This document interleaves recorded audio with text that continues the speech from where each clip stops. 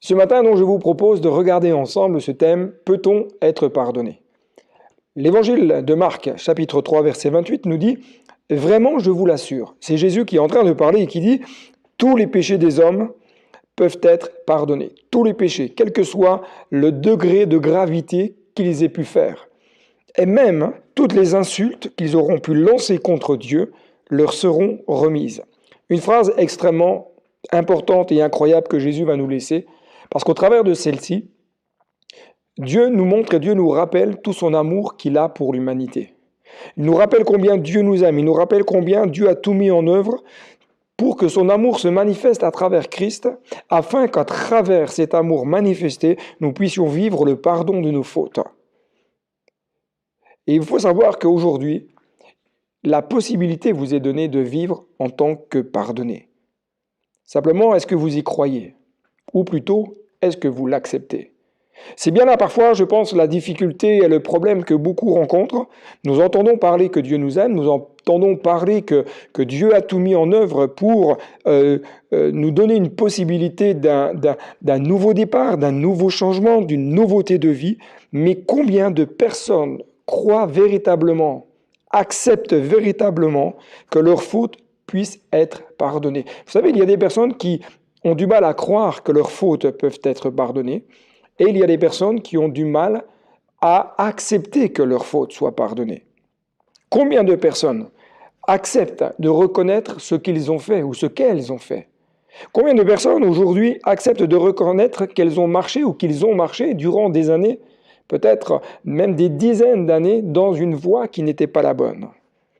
Il est tellement facile de dire « Ah, mais tu sais, ce n'est pas si grave ce que j'ai dit ou ce que j'ai fait ». C'est tellement facile, mais il y aura toujours une conséquence à nos actes. Et nombreux sont ceux qui pensent qu'ils ne peuvent plus être pardonnés parce que leur faute est trop grave, parce que leur cheminement a peut-être été beaucoup trop loin par rapport à ce qu'ils pensaient ou ce qu'ils désiraient. Nombreux sont ceux qui vivent en pensant qu'ils ne pourront jamais être pardonnés, qu'ils ont commis des choses tellement graves, tellement douloureuses, qu'ils ne peuvent pas être pardonnés, qu'ils ne peuvent pas avoir la possibilité d'un nouveau départ. D'autres, face à leurs méfaits, vont vous dire « Mais j'ai du mal même moi-même à me pardonner. J'ai du mal même moi-même à accepter ce pardon. J'ai du mal à le saisir. » La parole de Dieu, elle est simple et claire sur ce sujet. Même si vous avez insulté Dieu, il est toujours prompt à vous pardonner. Même si vous avez parlé mal de Dieu, même si vous avez dit des choses fausses sur Dieu, sur Jésus, le cœur qui se repent véritablement, Dieu est prompt à pardonner. Lorsque Jésus va donner sa vie à la croix, il va la donner pour toutes et tous. Il va donner sa vie pour que chacun puisse être racheté, que chacun puisse avoir la possibilité de vivre une nouvelle vie. Il ne va pas donner sa vie que pour un groupe de personnes, des personnes qui peut-être marchaient de la bonne manière, des personnes qui observaient la loi judaïque. Mais Jésus va donner sa vie pour tout homme, pour toute femme, quel que soit son rang social, quel que soit son pays d'origine. Jésus va donner sa vie pour que le monde soit sauvé. Sauvé de quoi? Sauvé de cette perdition éternelle, sauvé de cette vie de misère. Il n'y a pas en Jésus de rejet de l'autre. Jésus a donné sa vie pour que tu puisses être sauvé.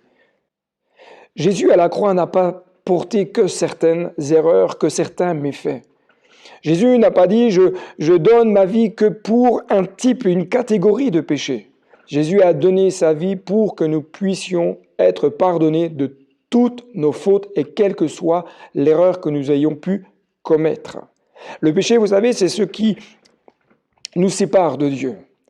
Le péché, qu'est-ce que ça veut dire? Le péché, ça veut dire manquer la cible, manquer le but, manquer l'objectif que Dieu a pour notre vie. À chaque fois que je commets ou je dis quelque chose qui est contraire à la pensée de Dieu, à la volonté de Dieu, je suis dans une voie qui me sépare de Dieu. Le péché met donc cette séparation entre moi et le Créateur. C'est pour cela que Jésus va donner sa vie pour que vous puissiez, pour que je puisse avoir une possibilité d'une nouvelle connexion avec mon Créateur. Jésus n'a pas donné sa vie donc que pour certaines erreurs, mais il a donné sa vie pour que toutes nos fautes puissent être effacées. Il n'a pas choisi de donner sa vie que pour certains méfaits, il n'a pas choisi de donner sa vie que pour certaines catégories de personnes, il a donné sa vie pour tous. Parce que chaque homme, chaque femme a en Jésus la possibilité de vivre le pardon, de vivre la réconciliation. Alors, ce matin, j'aimerais vous inviter à vous approcher de Dieu, à vous approcher de Christ tel que vous êtes. Confessez vos erreurs, c'est-à-dire reconnaître les choses que nous avons faites, les avouer à Dieu, non pas à un homme, mais les avouer à Dieu en disant « Oui, j'ai commis telle chose et je t'en demande pardon ».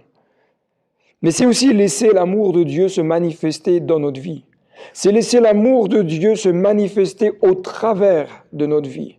Et laisser l'amour de Dieu changer notre cœur. Seul l'amour de Dieu peut vous rendre libre. Seul l'amour de Dieu peut vous amener à une nouveauté de vie. C'est pourquoi je voudrais vous inviter ce matin à prendre quelques instants, à laisser cet amour se manifester dans votre cœur, dans votre foyer, dans votre couple. Seul l'amour a la possibilité de révéler qui est véritablement Dieu. Seul l'amour de Dieu a la possibilité de briser les chaînes qui vous tiennent peut-être encore prisonniers. Quelles que soient les chaînes qui sont dans votre vie, Dieu ce matin veut vous en libérer. Seul l'amour a la possibilité de vous délivrer de toutes ces angoisses qui vous tiraillent peut-être depuis de nombreuses années. Seul l'amour de Dieu a la possibilité de guérir les blessures les plus profondes de votre cœur. D'ailleurs, Jésus lui-même va dire « Je suis venu pour guérir le cœur brisé ». Même si votre vie a été brisée par des circonstances, par des paroles, par des actions innommables, Jésus veut ce matin guérir votre cœur. L'amour de Dieu veut se manifester afin de vous délivrer de toute oppression. Et Jésus lui-même a dit qu'il était venu pour renvoyer libres les opprimés. Qu'est-ce qui vous opprime ce matin? Qu'est-ce qui vous oppresse? Alors ce matin, je vous inviterai simplement, peut-être là où vous êtes à la maison après cette vidéo, à prendre un moment pour dire à Dieu, viens dans ma vie et libère-moi. Et laissez l'amour de Dieu venir vous transformer et vous amener sur une nouvelle destinée. Que Dieu vous bénisse. Et je vous dis donc à très bientôt sur Pause Matinale pour d'autres capsules. Si vous avez aimé cette vidéo, n'hésitez pas à mettre un pouce en l'air. N'hésitez pas à vous abonner si vous n'êtes pas abonné et à partager cette vidéo en cliquant sur partager. Si vous avez aimé, vous pouvez également me laisser un commentaire en bas de la description.